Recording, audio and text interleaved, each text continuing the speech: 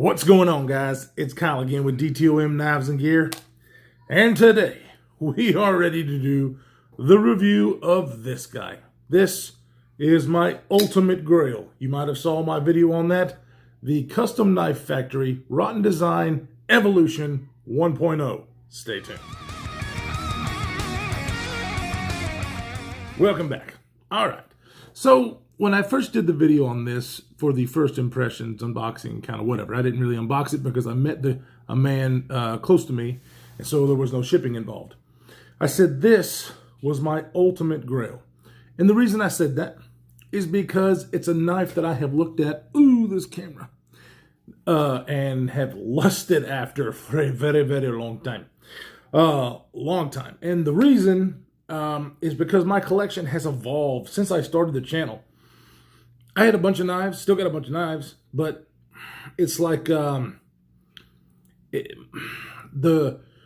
harder to find. I have definitely gotten more expensive knives since I started the channel. My collection has gotten a little bit more refined. Not that I don't have those other knives in my collection because I love them so much, such as the PM2, the Benchmade Super Freak, a bunch of knives like that, some of the budget options that I have. Those knives will always have a place in my collection because I use those knives quite a bit. I don't use my knives hard, so it's one of those things where even some of the nicer knives that I have, if I do carry them, they're not getting used hard. They're getting used to maybe open a package. The roughest thing that it will cut probably is going to be cardboard, and that's just a little bit. So my collection has evolved. This is an ultimate grail because it was something that was very hard to find. Expensive. There are only 300 of the 1.0s that were made, like 50 of them were carbon fiber, and then you had a couple of different variations. You had Damascus pocket clips, certain things that you could, buy, but ultimately there's like 300 of these things. So that obviously makes it a little bit more appealing to some collectors. Some people don't collect stuff like that, and that's cool. I didn't used to. I used to almost think, that's stupid. But hey, I've changed, and this knife, no matter what, I wish it wasn't so limited, because this knife, when I first saw it on Instagram, screamed my name. I mean, guys, if you are, subscribed to the channel, you know what I like. I like big knives. I am a sucker for big knives, and this one's not small. It's not huge. They actually have now, and I want you to go after you watch this, if you haven't already seen Jake over at Bearded Gear's channel, he did his impressions of the 2.0, which is the smaller version of this knife. And there's a couple of different things.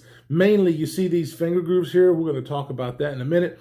But it definitely has the forward troll, and then the rest of these two finger trolls are kind of taken away, and it just kind of swoops outward. I think a lot of people are going to love that because finger grooves like this sometimes can be scary. We'll go over that in a second as far as the ergonomics. But a knife that is rarer, a little bit more expensive, I've been buying a few, and a lot of them have been Custom Knife Factory. Custom Knife Factory has impressed the shit out of me, guys. And so I do have a couple of Custom Knife Factory knives. This one is just, it makes me crazy how much I love this thing. So, let's see. What are we working with? We are working with titanium handles, and I want you to take a look at this beautiful milling pattern that kind of looks like, bark of a tree, something like that. And then a stonewashed flats with a wonderful belt satin blade that is a hollow grind. We do have a titanium pocket clip, which is very nice bronze color. You were able to pick up the Damascus that they had pocket clip for an extra $50, but they only made 50 of those. So good luck finding one of those. Lock bar insert. Yeah, I mean, M390 titanium, you can get that in a lot of knives, right? But John Sorensen, the guy behind this knife, the designer, Rotten Designs, makes custom knives. If you want one of his knives, you're going to have to wait a while, even if you can get on the books. So the great thing about Custom Knife Factory is this is what they do. They team up with some wonderful designers to collab together and make awesome, awesome, basically custom knives, and allow the public to be able to buy it at a fraction of what the... Now, this is not an inexpensive knife. I really don't even know what these were when they first came out. I'm assuming $650, $700. The price on these on the secondary market is a lot higher. Okay, we'll just put it that way. It's a lot higher. But it's because they're rare and they're very sought after. This particular knife design is beautiful in its construction, made by a custom knife factory, and the design itself by John Sorensen at Rotten Designs. It's just nothing out there like it. And that's why I love it. So, we've already talked about what it's made of. Now, back to this. So this is a very scary thing for a lot of people, and I'm assuming why some people didn't even pull the trigger on it. Now, like I said, the 2.0 gets rid of the finger grooves back here, and it just has the first one. So if that does, the 2.0 is a smaller version, but it's not crazy smaller. Still a big knife. But I would definitely check that out. For me, and my hand size, it fits like a glove. Now, as you can see, I've got a little bit of knife sticking out here, and I am not choked up on this finger choil, which, of course, you guys know if you watch me, I love finger choil. Finger choils are awesome. Doesn't matter what size of knife there is, I want a finger choil if I can get one. But in this hammer grip or saber grip, without using the finger choil and those cutouts, it fits my hand like a glove. It's not going to do it with all hand sizes because my hands are a little bit larger than most. But my fingers fit in these grooves. Basically, my two fingers here fit right inside the back one, the middle one, and that one, and the front one, and that one. And it just, it's so comfortable. But it's not going to be like that for everybody. It's just my hand size. This thing was molded to my hand in some way or fashion. I don't know how they did it. They got people spying on me, I guess. This feels amazing. Now, of course, the finger choil, you pull up. The second finger goes there. This feels even better. I love holding a knife with a forward finger choil just like this. The jimping on the top, it's a little sharp, but it locks you in, and this feels amazing. For me to cut with this thing, it really tickles my fancy. If you can't already tell, I've been excited about this knife for a long time, and of course I've had it for a few weeks, finally doing the review, but holy crap, is this thing made for Kyle. Made for me. I love this knife so much. Shut up, computer. Thinking. But as you can see here, Custom Knife Factory on this side, and then the Rotten Designs logo on this side. See if we can get a good close-up there. You have number 29 M390. That is what this knife is numbered. Out of the 300 comes in the usual Custom Knife Factory pouch, which we all know and love. Whenever we turn the camera around, we might get a closer look, but you get a lot of goodies, including the card there that has your number, the materials used, and then the person who signed the card, checked it, make sure it was good to go.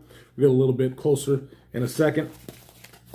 The hardware on this guy is very nicely done. I'm glad that they went with this kind of a blasted, it's more of a blasted than it is a satin finish, but very nice beefy hardware. As you can see on this, it does have blade stops. They're not thumb studs. Can you use it? Yes, you can use it as a thumb stud. But obviously, this one has a hole. And as Jake from Bearded Gear would say, holes are greater than studs, and he would be correct. I almost always prefer a hole deployment.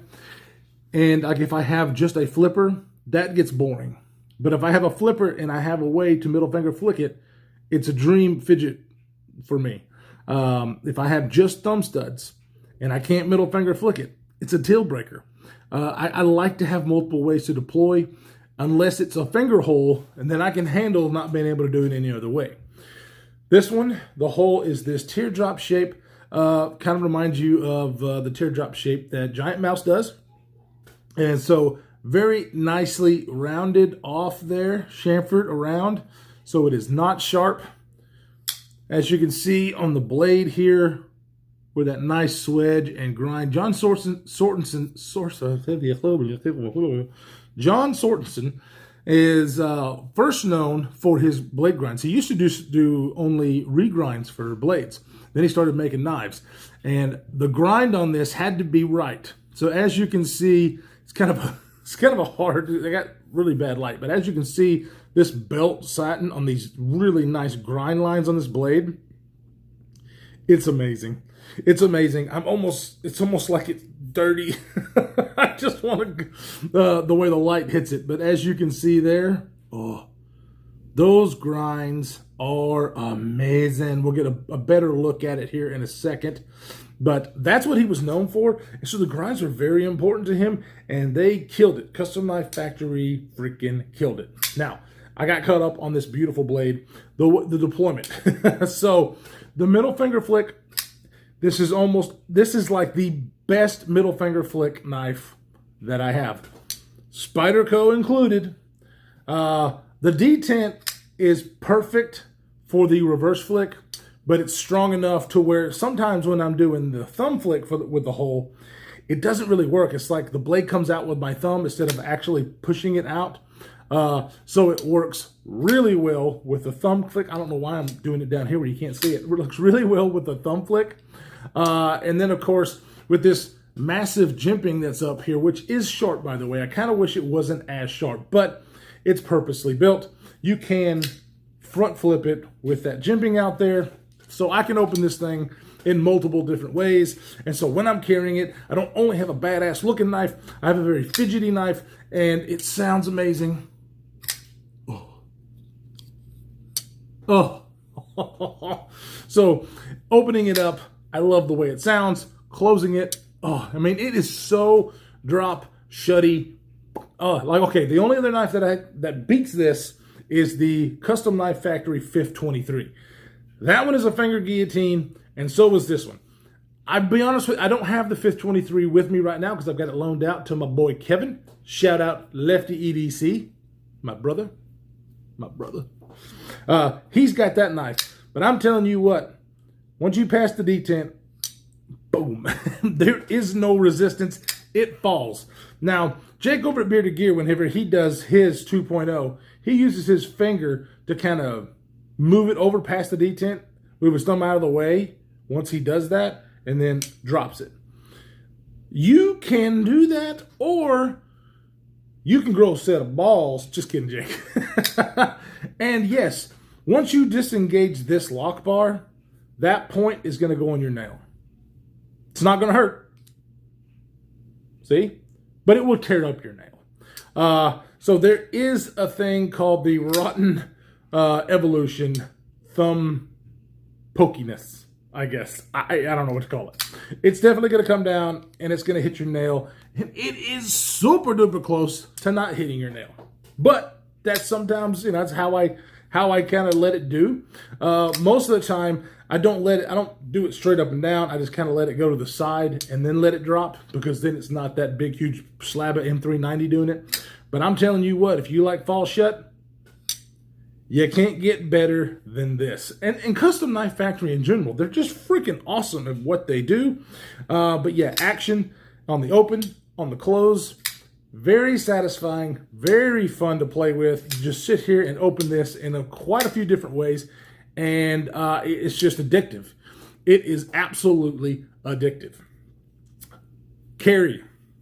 All right, so I really dig this pocket clip, this titanium pocket clip. Most 3D milled pocket clips are okay. I really dig the way that they've done this. It definitely goes in and out of pocket really, really well. Doesn't sit deep carry. It's going to sit about like this much knife out of your pocket, which I don't care about. Some people do. I totally get it. But that's how I grab the knife out of my pocket. And so carry on this thing was really good. It is definitely a wider knife in your pocket, but you don't have a flipper tab getting in the way. So it does carry very well, even though it's kind of wide this way. Let's just see. We're going to do specs in a little bit, but at its widest point, an inch, 750. Let me a little bit bigger than that. So I've carried wider. But it does an excellent job as far as the pocket clip and how it sits in your pocket. So no complaints there. I do love this bronze color though. I'm a huge fan of this bronze color in titanium. Blah, blah, blah. Just, I want every knife to be like that. But this blue color is very nice. Got a hint of bronze in there as well with this texturing. Oh, it's just, I love it. I love this texturing because it's not aggressive at all. It just looks really cool, and it mimics on both sides. Matter of fact, I don't know if you can be able to see it here. It even mimics on the flat, kind of, sort of. It's kind of hard to tell, but it even mimics on the flat this way. Really nice touch. Don't know how they did it, really, but it is just beautiful. It's just, I could seriously put this knife, in a freaking, what do you call it, frame, and just look at it all day long. But then I would bust it open and have to play with it. But that's how beautiful I think this knife is. It just works for me. I don't know what it is. Everything else about it, zirconium. Zirconium is very awesome. I love the zirconium backspacer, and that's enough zirconium because I think it adds a lot to this knife. The 523 has a zirconium bolster, which is a very big fingerprint magnet, and so I kind of wish the 523 was more like the 520, where it was a matte finish. This zirconium back here is in the perfect spot where that's not really an issue. It just kind of pops there with the zirconium, and I love it. Adds a little bit of weight, but that's okay. So, all right, so let's go ahead. We'll get you some good close-ups here, show you some more stuff that's in here, and do some size comparisons, some specs on this beautiful grail of mine, the CKF